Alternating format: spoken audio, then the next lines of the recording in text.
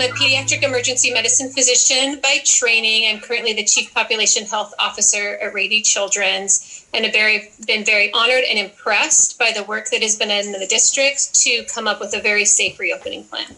And it's been an honor to work with you guys. I'm extremely impressed with the reopening plan we've been discussing, and highly encourage this to move forward because it is a safe, healthy choice for our kids and our community. You know, even among the four of us, we've had differences of opinion, but what I want to commend is both the four of us and all the other members that have participated in these meetings, how we have treated each other respectfully and all share the common goal of being able to hopefully come up with a plan that will safely allow our children to get back into the school through a gradual process, slowly but surely. So, and I would just second what everybody else has been saying. It's been a great honor and privilege to contribute to this group, it's been impressive. The ability, I think, to kind of rationally and reasonably step back and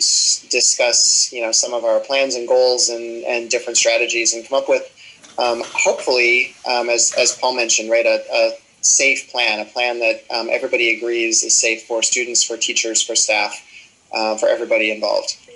I think as teenagers and middle school and high school students, we have a complete right to be scared about returning to school, because in going back to school, we're not only worrying about contracting the virus from perhaps our peers, but also spreading it to our family and our community, some of whom already have pre-existing health conditions. And additionally, the mental effects of having COVID exist. And losing a loved one, of course, will definitely have a detrimental effect on mental health.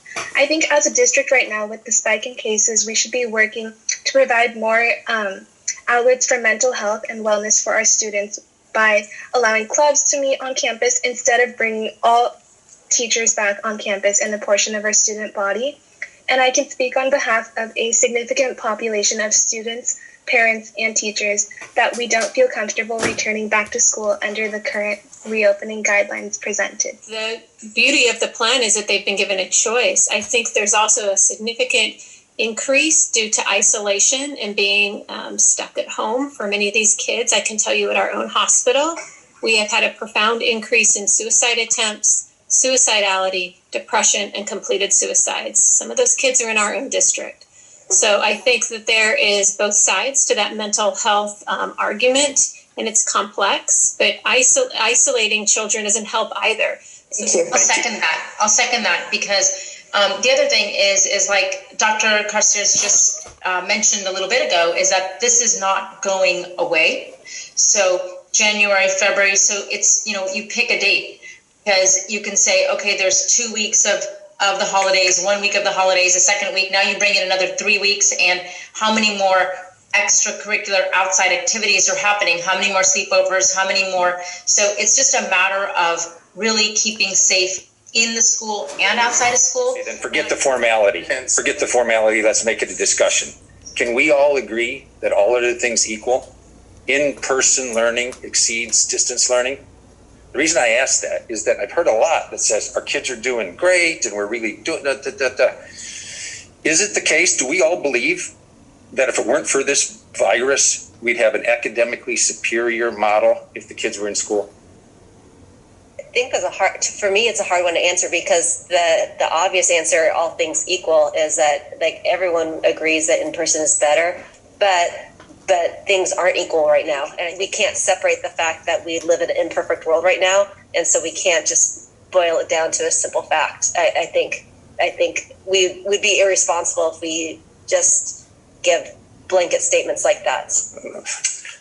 I think what the doctors were saying, because I was very specific with them, they said it's totally safe for them to come back. And I really appreciate them being here and saying that. And they said people do have fears, but I think if we were to go back 1 day a week, it would take away those fears. With the kids that don't want to come back to Mark's point, they could stay at home too. I would propose that we have a discussion right now about the value of the ASB students' opinions. Sure. I think the value that they provided in what we have to decide is very near zero. These are young kids, and this is a serious topic.